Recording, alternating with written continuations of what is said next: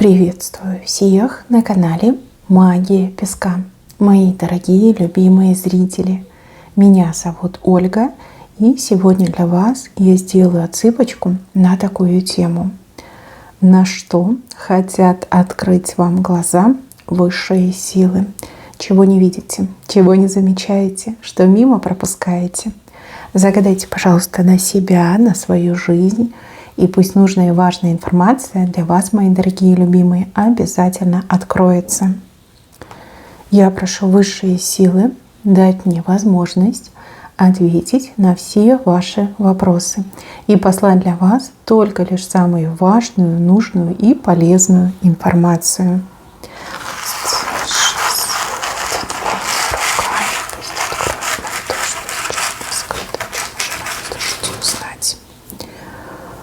Ух ты!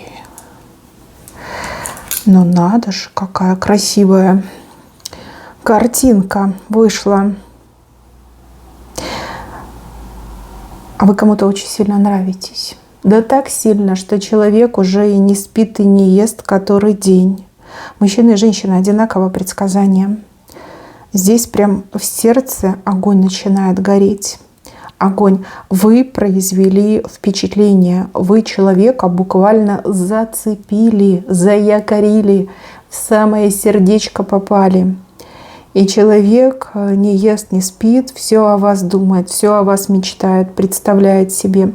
Знаете, вот как грезит наяву, да, есть такое высказывание.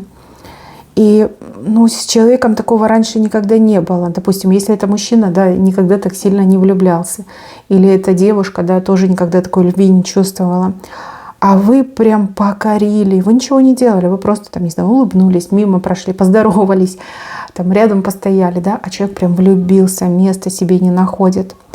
На что хотят открыть вам глаза? Во-первых, на то, что вас уже любят. И, во-вторых, на то, что человек очень хороший. Это человек обязательно либо разыщет вас, либо он знает вас и сделает к вам шаг. И шаг этот будет очень таким красноречивым и многообещающим на самом деле.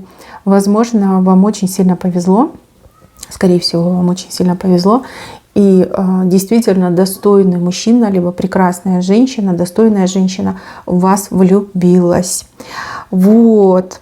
И это прямо, я вам скажу, новость, потому что от этой новости действительно могут пойти радикальные изменения в вашей жизни. То есть вы уже не будете одна либо один.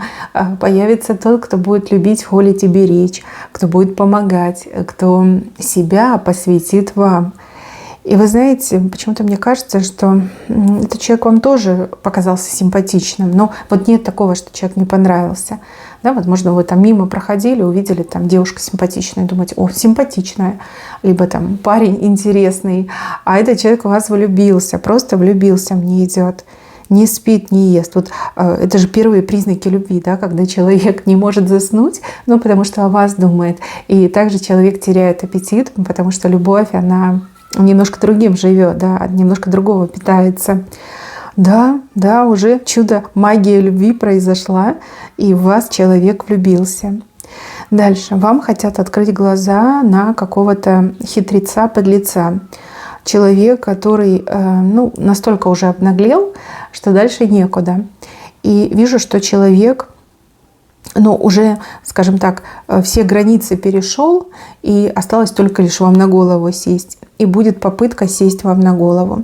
Человек прикрывается то ли родственной связью, родством, мы же типа родственники, а-ля улю, либо прикрывается своей какой-то немощностью, беспомощностью, типа, я же не могу, либо я же там не сильно умный, либо я же там не умею, либо я там сирота казанская, да, вот какие-то такие прикрытия вот на уровне, не знаю, детского сада. И, скорее всего, вы по доброте душевной помогаете и планировали дальше помогать. Но аппетиты этого наглого хитреца просто уже не знают пределов. И вот следующий шаг – это сесть вам на голову. И знаете, тут человек неисправимый. Это паразит, в чистом виде паразит. И от таких людей вообще нужно избавляться. Такие люди вам не нужны, даже если это ваши родственники. Пусть этот человек обижается на вас, что вы там не помогли. Это лучше, чем вы будете обижены этим человеком и будете как в рабстве у этого человека находиться. Буквально вот на днях, ну либо в течение недели, там 5-7 дней, этот человек сделает вот этот шаг, сесть вам на голову. Ни в коем случае этого не допустить. Иначе потом всю жизнь будете катать на себе этого человека, еще и будете всегда как должны, да, как в долгу этого человека. Вас будут там и всячески обижать, и всячески объедать, и доить, и все, что хочешь, да. И потом уже нельзя будет избавиться от этого человека. Как-то так показано, опасно показано. И еще... Вот есть у меня на цыпочке человек, может быть, несколько людей, очень гениальные. У вас какой-то необычный мозг, если честно. Он очень быстро работает, вы быстро соображаете, вы схватываете на лету. И еще вижу, что какая-то особая черта работы вашего мозга. Я не могу понять, что это, но вас это очень сильно отличает, разительно отличает от других людей. И ваши способности, они настолько уникальны, что вам все по плечу, все по колено, да, и море, и океан, вот все, что хочешь. И вы почему-то в себя, ну не то чтобы не верите, а скорее больше в себе сомневаетесь. Возможно, вы себя еще не испытали, не попробовали, но вот вижу, что вы от многого отказываетесь. Вот смотрите на какие-то предложения и думаете: ой, нет, это не для меня, это не про меня, тут я не смогу, тут я не вывезу, тут я не знаю, тут не получится. Вы очень много возможностей теряете, а возможности у вас буквально вот под ногами лежат, по стенам развешаны, не знаю, там на деревьях висят. Вот куда бы вы ни пошли, везде есть эти возможности. Но поскольку вы в себе как немножко не уверены, либо считаете, что вы не настолько гениальны, либо не настолько талантливы, вы все это пропускаете и мимо проходите. При этом жалуетесь на то, что судьба злодейка, да, и не выбраться из той среды, в которой вы оказались, да, либо не преодолеть тот барьер в жизни, перед которым вы сейчас стоите. Вам нужно поверить в себя. Вы гениальный человек. Высшие силы говорят: ты гений, гений, да. И неважно, какое у тебя образование, неважно, что ты знаешь и умеешь. Ты всему можешь научиться, ты все можешь освоить, причем легко, играючи, да, без напряжения. Вот есть люди, которым нужно прям сидеть, зубрить, там, не знаю, часами просиживать, штаны просиживать, да, и пытаться что-то выучить, либо что-то понять. А вы вот схватываете просто на лету. И это прям особая работа мозга, да, человек гений. А вам не нужно себя стесняться, вам нужно себя попробовать. Я не заставляю верить, я просто говорю: попробуйте, и вы поймете, о чем речь идет. И с такими интеллектуальными способностями, с такой крутой работой мозга вы за очень короткий промежуток времени можете прям и карьеру сделать, и очень крутой бизнес открыть, и стать специалистом там высшего разряда, да, супермастером стать. То есть это все для вас возможно. И в чем угодно на самом деле, да, не обязательно в какой-то одной узконаправленной профессии, да, что угодно вам покориться. Нет такого дела, либо нет такой профессии, специальности, либо бизнеса, который вам бы был не по плечу. Вот серьезно. И вот ангелочки сидят на облачках, смотрят на вас, и плакать хочется, да, потому что такой гениальный человек прозябает, а должен быть на виду у всех, в славе, в лучах славы купаться и быть заласканным, залюбленным, как героем, да, либо героиней должны быть. А тут не люди вам мешают, тут мешает ваше внутреннее сопротивление, ваши, возможно, какие-то непроработанные детские травмы, зажимы, шоры, неуверенность в себе, назовем это так. А с этим вы можете бороться, да? Тут не нужно кому-то идти морду бить, да, либо кому-то что-то доказывать. Просто сами с собой договоритесь, уговорите себя попробовать, а потом сделать выводы. Но не делайте выводы перед тем, как пробовать, да? Потому что у вас вот везде, куда ни посмотрите, вот тут не получится, вот тут не смогу, это не потяну, это не для меня, да? Вы сами себя останавливаете. И это прям болька, печалька, но все-таки вы можете себя переубедить. Начните с чего-то малого, да, вот что вы не умеете. Не умеете, там, не знаю, вязать. возьмите, посмотрите какой-то видеоурок на том же Ютубе и попробуйте, у вас сразу получится. И даже, наверное, и узоры сложные получатся, и сложная эта техника вязания какая-нибудь там с нахлёстами, с накидами, с пропущенными петлями, да, у вас получится. Вы такой человек, у вас и голова светлая, и руки из правильного места растут. А это прям идеальная комбинация. Поверьте, многие люди не настолько талантливы, не настолько способны, как вы, но при этом через тяжелую работу все равно не останавливаются, идут вперед. А вы, будучи талантливым человеком, одаренным человеком, сидите и сомневаетесь. Это неправильно. Очень и очень неправильно. С малого начните, закончите великим. Я это вижу. Вообще ваша судьба в лучах солнца купаться. То есть быть известным, популярным, у всех на виду, у всех на устах. Да, таким вот прям гуру, мастером, учителем, самым вот как лучшим из лучших, скажем так. Дальше показывают, что вы в ком-то очень сильно ошибаетесь. В вашем окружении есть человек, который достаточно, я не знаю, может, скованно себя ведет, либо закрытый человек. Бывают такие по характеру, да, необщительные, закрытые, смурные, угрюмые даже бывают, да. И вы смотрите на этого человека и думаете: о, какой холодный, да, либо ой, какой отстраненный, ой, всех не любит. А на самом деле у человека, допустим, может быть ситуация, что человек в прошлом уже пострадал из-за своей открытости и теперь пошел перекос, да, человек закрылся. И, возможно, даже вот есть человек, который вот внешне, да, вы оцениваете внешне, человек может быть очень там ярко одетый, либо неформально одетый, либо наоборот человек там чисто в черное одевается, да, а вы, например, любите яркие цвета. Вот какое-то есть, не то чтобы недопонимание, а неправильное восприятие, да, восприятие и отношения. Вот вам бы с этим человеком наладить связь. Этот человек очень добрый, очень верный и очень надежный. С таким другом, либо с такой подругой, да даже ладно, не друг, приятель, приятельница, вы знаете, вам будет намного как-то легче, проще. И еще я вижу, что человек способен на какие-то героические поступки,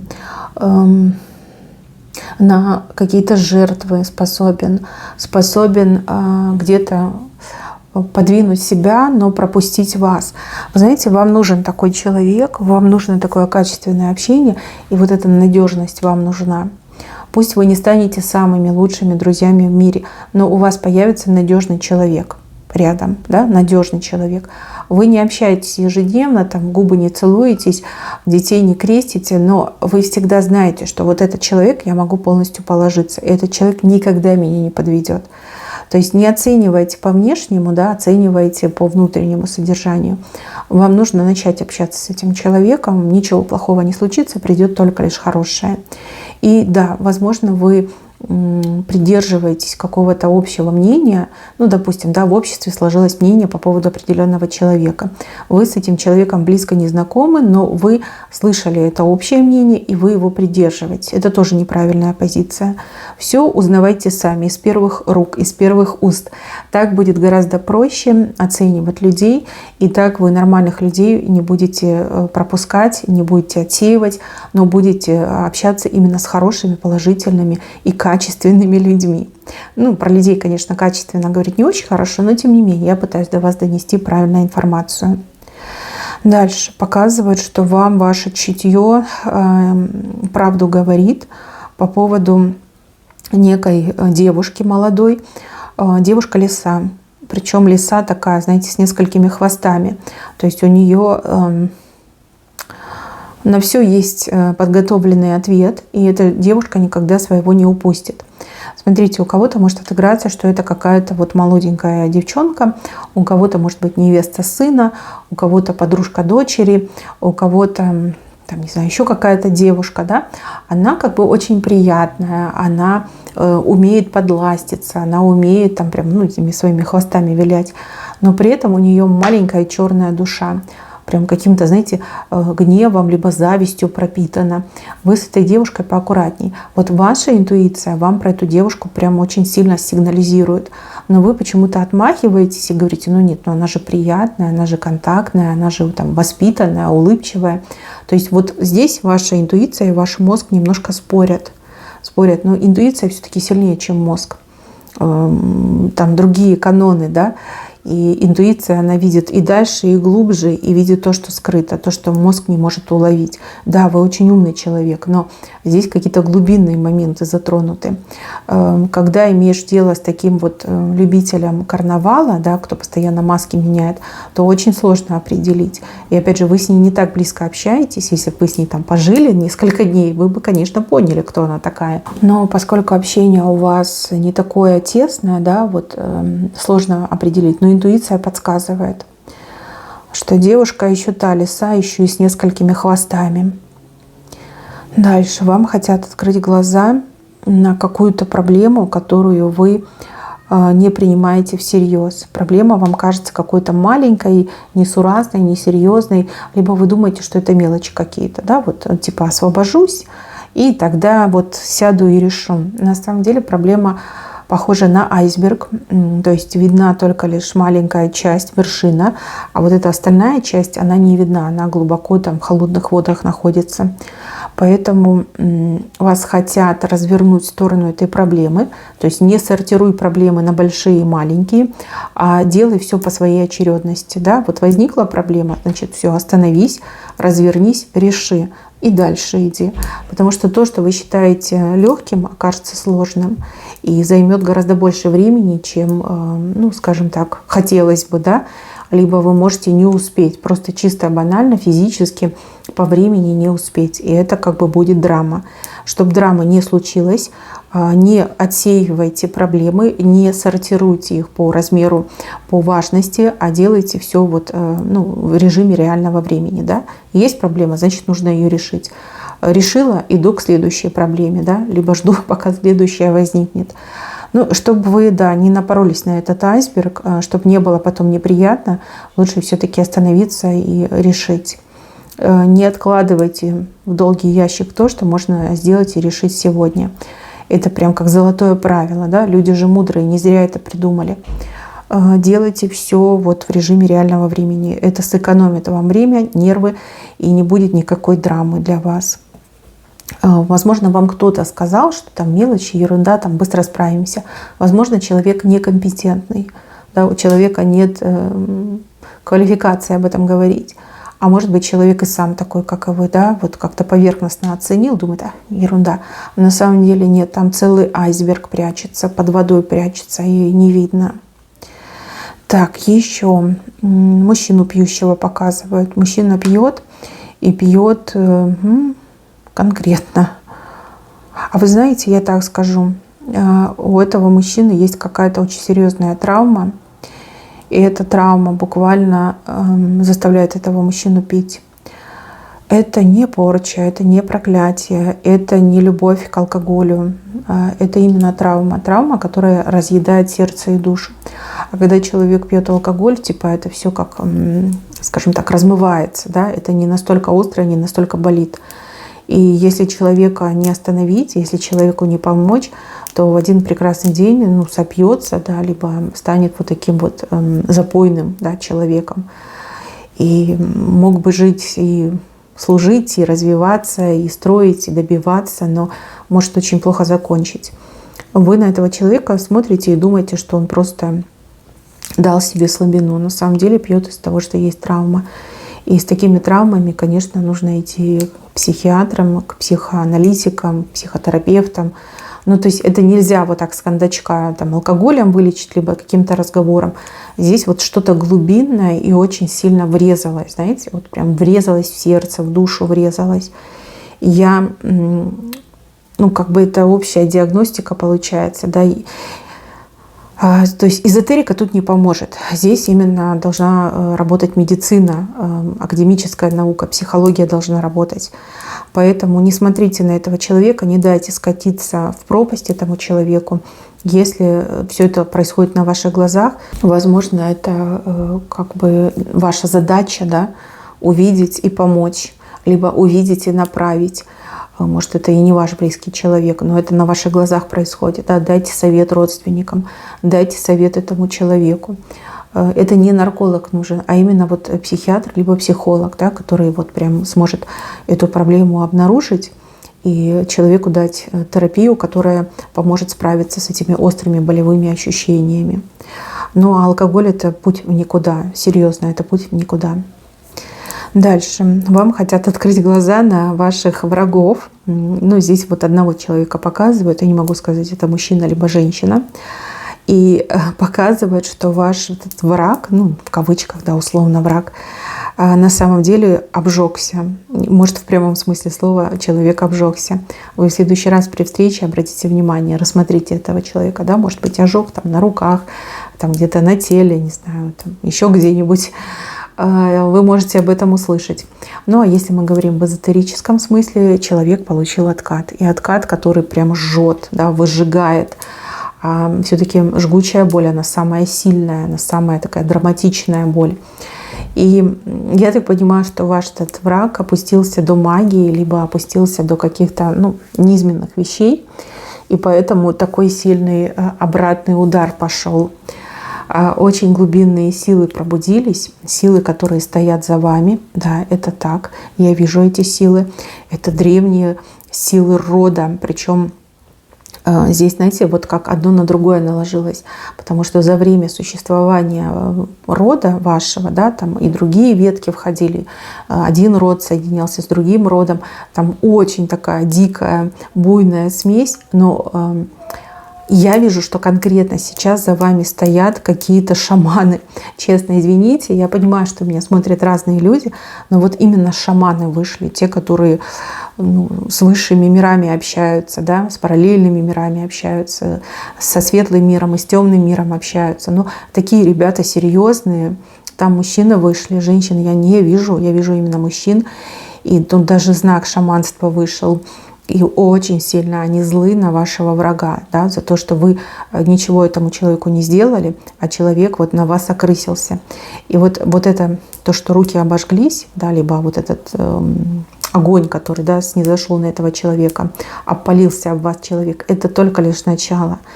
Такие силы пробудились, что лучше бы они спали на самом деле. И да, у вас тоже могут быть странные ощущения, странные видения, странные сны, странные мысли в голове и даже какие-то голоса можете слышать. Это не шизофрения. Это ваш род пробудился, самые вот глубинные силы пробудились. И это сделал ваш враг, ваш недоброжелатель. Ну, себе на погибель, а вам во спасение получается, да, потому что, возможно, вы и не знаете, кто ваш тайный враг. Вы живете, ничего плохого не делаете, никого не трогаете, не задеваете, не обижаете, но к вам лезут. И вот эти поползновения разбудили эти силы. Кстати, может быть, вот еще, знаете, мысль пришла, что ваш недоброжелатель мог обращаться к шаманам, а поскольку был шаманизм, то пробудился ваш родовой шаманизм, и он оказался гораздо сильнее. По шапке получили, да, огнем дали, и теперь сидите, зализывайте раны. И это только лишь первый этап, а дальше будет больше. Нет, вашего врага теперь не отпустят. Никто не простит, никто не пожалеет. Дело будет доведено до конца. Есть преграда, надо убрать преграду. Есть помеха, стираем помеху. Но тут ваш род взялся. Это не вы, это именно ваш род. Еще, мои хорошие, вам хотят открыть глаза на человека из прошлого. Человек, который... Ну, вы, конечно, не поверите, но я все равно скажу. Человек, который очень многое осознал, очень многое передумал, продумал, проработал у себя. Человек не стал каким-то идеальным, это невозможно, нет идеальных людей, к сожалению. Но человек очень многое переосмыслил, и человек действительно стремится стать лучшей версией себя. И это не для всех. Это не для всех, сразу говорю. Но у кого-то из вас в ближайшие несколько недель будет встреча с прошлым, именно с этим человеком. Там мужчина встретит бывшую, девушка встретит бывшего. И человек вам это все расскажет, что он принял, что осознал, как работал над этим, каким стал, да, что готов делать ради того, чтобы вернуть вас и вернуть ваше расположение. Знаете, здесь показано, что когда вы были вместе, человек, ну, скажем так, не любил, да? Да, была симпатия, было притяжение, была страсть, все это было, но человек не любил по-настоящему. И только лишь когда этот человек вас потерял, ну вот, да, расставание, какое-то время прошло, любовь как раз-таки проклюнулась в этом человеке, как раз-таки она расцвела. И вот человек как сам себя наказал, да? Любовь свою потерял, полюбил, но вы уже отвернулись. И человек вот долго с этим жил, боролся, пытался понять, понял, что был неправ, была неправа, какую-то работу над собой глубокую проводил. И теперь человек вот выпросил, да, буквально выпросил у судьбы возможность еще раз вас увидеть, еще раз с вами поговорить. И от этого разговора, ну, как бы все зависит, да, либо вы согласитесь, либо вы откажетесь. Вам конкретно хотят открыть глаза на то, что да, этот человек по-настоящему любит, и что любовь не поддельная, это не фейк какой-то, это глубинное чувство, самое нежное, самое доброе и самое страстное. Но любовь пришла с опозданием. Да, возможно, человек вам тоже скажет, что извини, когда мы встречались, я там, испытывал страсть, симпатию, но не испытывал любви. И только лишь там, когда расстались, я полюбил. Это все будет правда. И, возможно, вы тоже еще не разлюбили, либо этот человек не успел стать для вас чужим. Может быть, попробовать хоть немножечко, да, попробовать что-то исправить, либо присмотреться к этому человеку заново. Вас просят не рубить с плеча. Ну, понятно, что у вас обиды есть на этого человека. То есть не руби с плеча. Если можешь, дай шанс. А если дашь шанс, ну, тут точно не пожалеешь. Да, человек тебя не разочарует. Вот именно так показали. Так, мои дорогие, на этом все. Берегите себя. Всем спасибо за внимание. Всем пока-пока.